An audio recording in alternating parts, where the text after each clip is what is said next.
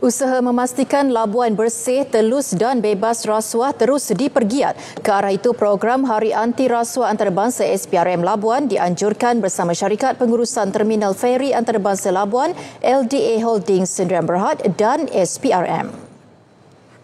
Bertemakan bersama penjawat awam menentang rasuah ke arah masa depan berintegriti, ia dihadiri hampir 150 kaki tangan awam di pulau berkenaan.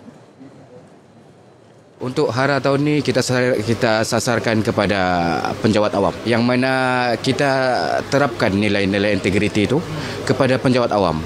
Because kita tahu rasuah ni adalah two side of jenayah, yang mana kuasanya adalah kepada penjawat awam. Jadi sebagai orang yang diberikan amanah, penjawat awam sepatutnya lebih berhati-hati dalam membuat keputusan.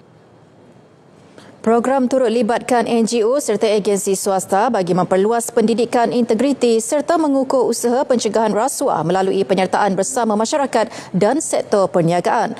Program disempurnakan oleh Ketua Pegawai Eksekutif Perbadanan Labuan, Muhammad Sukurantai.